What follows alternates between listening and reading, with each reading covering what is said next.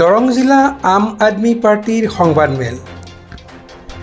দৰং ওদালগুৰি লোকসভা সমষ্টিৰ প্ৰাৰ্থী দুৰ্গাদাস বড়োৱে নিৰ্বাচনী সভাসমূহত দৰং জিলা আম আদমি পাৰ্টীয়ে BPFক সমৰ্থন জনোৱা বুলি প্ৰচাৰ চলোৱা কাৰ্যত তীব্ৰ ক্ষোভ আৰু অসন্তুষ্টি প্ৰকাশ কৰি স্থিতি স্পষ্ট কৰে আম আদমি পাৰ্টীৰ দৰং জিলা সমিতিয়ে। আম আদমি পাৰ্টীৰ দৰং জিলা সমিতিৰ মুখ্য কাৰ্যালয়ত সভাপতিগৰাকীয়ে সংবাদমেল সম্বোধন কৰি কয়, আম আদমি পাৰ্টীয়ে BPFক সমৰ্থন কৰা নাই আৰু নকৰে। BPF দলেহে সমৰ্থন বিচাৰিছিল যদিও কেইবাটাও চৰ্ত দিয়া হৈছিল সমৰ্থন জনোৱাৰ ক্ষেত্ৰত, কিন্তু সেই চৰ্তসমূহৰ উত্তৰ নিদি BPFে সভাই সমিতিয়ে আম আদমি পাৰ্টীয়ে সমৰ্থন জনোৱা বুলি প্ৰচাৰ চলোৱাত ক্ষুব্ধ এই স্থিতি স্পষ্ট কৰে বুলি আম আদমি পাৰ্টীয়ে জানিবলৈ দিয়ে। বন্ধুসকল, সন্মুখত যিহেতু লোকসভা নিৰ্বাচন আছে আৰু আম আদমি পাৰ্টীৰ ৰাজনৈতিক কিছু স্থিতি সম্পৰ্কত আজি আমাৰ এই সংবাদমেলখন আমি আহ্বান কৰিছোঁ। আজি এই সংবাদমেলখনত আমাৰ আম আদমি পাৰ্টীৰ দৰং জিলা সমিতিৰ লগতে চিপাঝাৰ বিধানসভা সমষ্টি সমিতি, মঙলদৈ বিধানসভা সমষ্টি সমিতি আৰু দলগাঁও বিধানসভা সমষ্টি সমিতিৰ বিষয়ববীয়া উপস্থিত আছে। আমি সকলোৱে ইতিমধ্যে এক আলোচনাত মিলিত হৈছোঁ আৰু আলোচনাত মিলিত হোৱাৰ পিছত গোটেই কথাখিনি ৰাইজৰ আগত অৱগত কৰিম বুলি আজিৰ এই সংবাদমেলখন আমি আহ্বান কৰিছোঁ। শেহতীয়াকৈ আপোনালোকে এটা বিষয় প্ৰত্যক্ষ কৰি আহিছে যে BPF দলৰ মুৰব্বী হাগ্ৰামা মহিলাৰীয়ে বিভিন্ন তেওঁ মিডিয়াত এটা কথা কৈ আহিছে যে দৰং ওদালগুৰি যিটো লোকসভা সমষ্টি আছে তেওঁলোকৰ মনোনীত প্ৰাৰ্থী দুৰ্গাদাস বড়োক আম আদমি পাৰ্টি, ৰাইজৰ দল আৰু তৃণমূল কংগ্ৰেছে সমৰ্থন দি অহা বুলি তেওঁ কৈ আহিছে। আচলতে আন দুটা দলৰ কথা তেওঁলোকে আপোনালোকক অৱগত কৰাব, কিন্তু আম আদমি পাৰ্টিৰ স্থিতিটো আমি একেবাৰে স্পষ্ট কৰিব বিচাৰিছোঁ।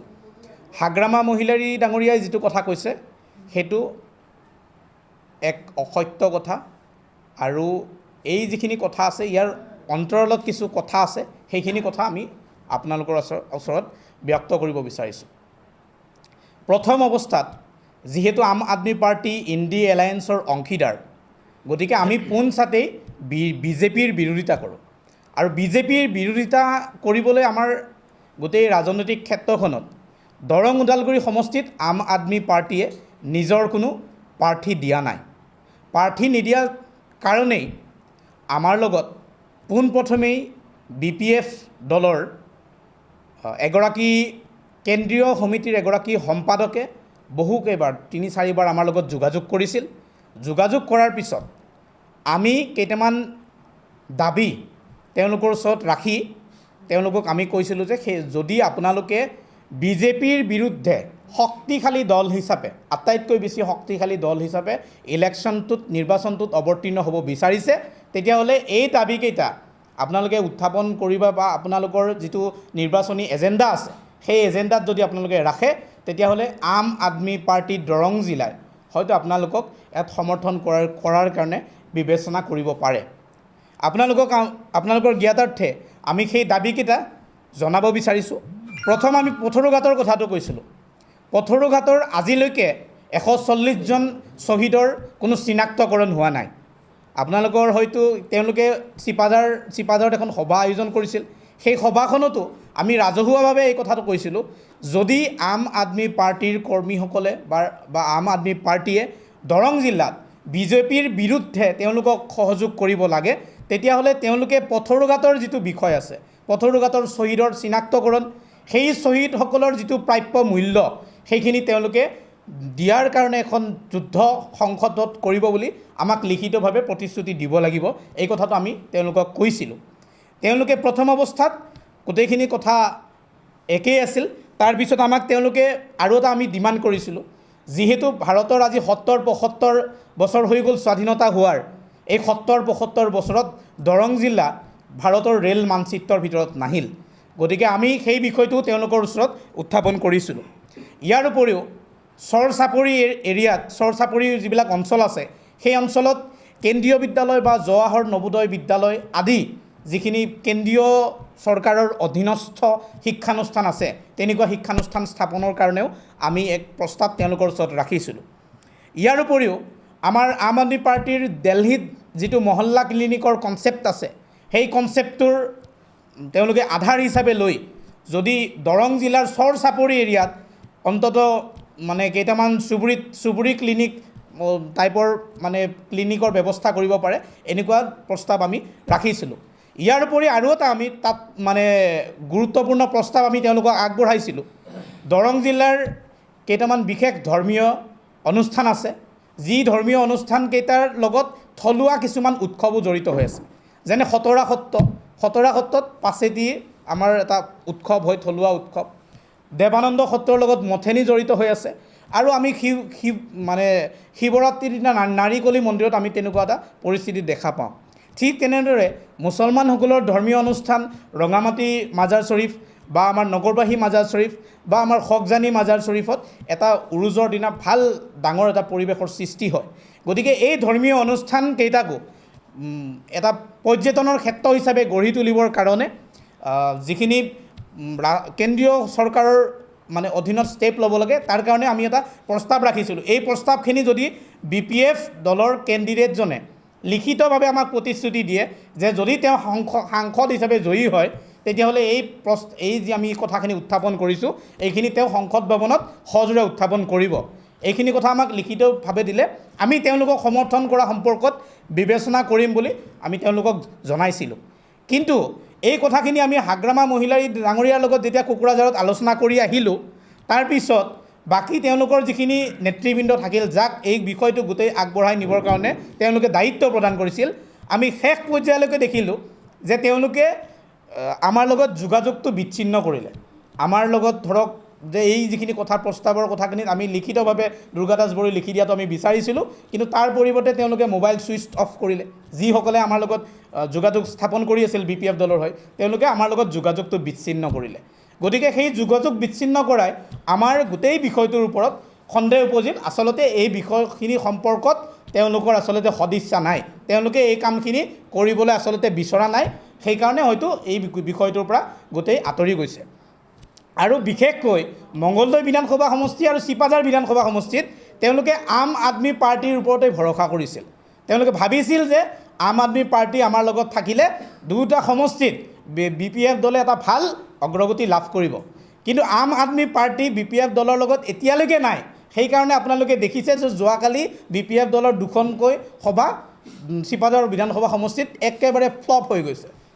হাগ্ৰামা মহিলাৰী ডাঙৰীয়া আহি যিমান মানুহ দেখিছে তাতকৈ বেছি তেওঁৰ লগত বেছি মানুহ আহিছে। সভাখনত যিমান মানুহ আছে তাতকৈ বেছি হাগ্ৰামা মহিলাৰী ডাঙৰীয়াৰ লগত মানুহ আহিছে। গতিকে তেওঁলোকৰ গোটেই বস্তুটো চিপাঝাৰ সমষ্টিত একেবাৰে ফ্লপ হৈ গৈছে আৰু মংগলদৈটো ফ্লপ হৈছে। য'ত AIDF আছে তাত হয়তো BPFৰ অলপ মানে স্থিতিটো থাকিব পাৰে, কিন্তু আজিৰ তাৰিখত আমি খুব স্পষ্টভাৱে কৈছোঁ যে আম আদমি পাৰ্টি BPFে যেনেকৈ কৈ আছে তেওঁলোকৰ সমৰ্থনত আছে বুলি, আম আদমি পাৰ্টি BPF দলৰ সমৰ্থনত একেবাৰেই নাই। আৰু আমি আমাৰ যিটো স্থিতি আছে সেই স্থিতিটো আমি খুব স্পষ্টভাৱে কৈছোঁ যে আমি BJP বিৰোধী এটা স্থিতিত মানে আমাৰ নিজৰ ৰাজনৈতিক স্থিতিটো ৰাখিছোঁ। তেওঁলোকে আৰু এটা আমাক কথা কৈছে, সেই কথাটো আমি অৱশ্যে আমাৰ মাজত বিচাৰ কৰিছোঁ যে যিটো আমাৰ দৰং ওদালগুৰি লোকসভা সমষ্টি আছে BJPৰ যিগৰাকী প্ৰাৰ্থী আছে তেওঁলোকে BJPৰ বিৰোধিতা নকৰে, কিন্তু দিলীপ শইকীয়াৰহে বিৰোধিতা কৰে। এতিয়া তেওঁলোকে আমাক মাতি নি এই কথাষাৰ কৈছে যে তোমালোকে দিলীপ শইকীয়াৰ বিৰোধিতা কৰিব লাগিব, BJPৰ বিৰোধিতা কৰাৰ প্ৰয়োজনীয়তা নাই, দিলীপ শইকীয়াৰ বিৰোধিতা কৰিব লাগে। BPF দলে আমাক মাতি নি কৈছে। গতিকে আমি BPF দলক এটা কথাই কৈছোঁ, দিলীপ শইকীয়াৰ লগত আমাৰ কোনো ব্যক্তিগত শত্ৰুতা নাই, আমি ৰাজনীতিত আহিছোঁ। দিলীপ শইকীয়া আজি BJPৰ মনোনীত প্ৰাৰ্থী, তেওঁ আম আদমি পাৰ্টিৰ হয়তো ৰাজনৈতিক প্ৰতিদ্বন্দ্বী হ'ব পাৰে, কিন্তু দিলীপ শইকীয়া আমাৰ শত্ৰু নহয়। দিলীপ শইকীয়া ব্যক্তিজনৰ বিৰুদ্ধে আমাৰ কোনো ধৰণৰ তেনেকুৱা পলিটিকেল এজেণ্ডা নাই। হয়তো BPFে বিচাৰিছে দিলীপ শইকীয়াৰ ৰাজনৈতিক কেৰিয়াৰটো শেষ হওক, সেইটো তেওঁলোকৰ কনচেপ্ট হ'ব পাৰে, কিন্তু আম আদমি পাৰ্টিয়ে হওক বা আমাৰ দিলীপ শইকীয়াৰ লগত ব্যক্তিগতভাৱে কোনো ধৰণৰ তেনেকুৱা কথা নাই। আৰু বৰং আমি ইমানখিনি কথা আপোনালোকক কৈ দিওঁ যে as a human being Dilip Saikia ভাল মানুহ। আজি BJPৰ তেওঁ মনোনীত প্ৰাৰ্থী হোৱাৰ কাৰণেহে আমি আম আদমি পাৰ্টীয়ে আমাৰ ৰাজনৈতিক আদৰ্শৰ স্বাৰ্থত তেওঁক সমৰ্থন জনাব নোৱাৰোঁ কিন্তু আমি এটা কথা স্পষ্টভাৱে ক'ব পাৰোঁ যে দিলীপ শইকীয়া ব্যক্তিজন এজ এ হিউমেন বিং ভাল মানুহ আমি যিমানখিনি পাইছোঁ আৰু বাকী যিমানখিনি কেণ্ডিডেট ইলেকশ্যনটোত নিৰ্বাচনত অৱতীৰ্ণ হৈছে গোটেইকেইগৰাকী কেণ্ডিডেটতকৈ তেওঁ অলপ মানুহজন আমি কৰ্মশীল বুলি অনুভৱ কৰোঁ কিন্তু তেওঁৰ যিটো ৰাজনৈতিক আদৰ্শ সেই ৰাজনৈতিক আদৰ্শটোক আমি একেবাৰে সমৰ্থন কৰিব নোৱাৰোঁ আৰু সম্পূৰ্ণ বিপৰীত মেৰুত অৱস্থান কৰোঁ কাৰণে আমি দিলীপ শইকীয়াক এই ইলেকশ্যনত আমি সমৰ্থন জনাব নোৱাৰোঁ এইটো আমাৰ ৰাজনৈতিক স্থিতিটো আপোনালোকক অৱগত কৰালোঁ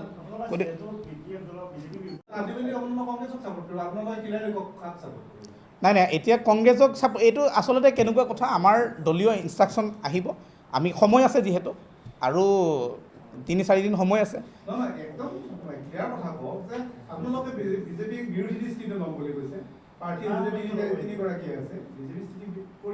না প্ৰাৰ্থী বহুত কেইগৰাকী আছে আপোনালোকে চালে গম পাব অকল 3 কেইগৰাকী নাই বহুত কেইগৰাকী প্ৰাৰ্থী আছে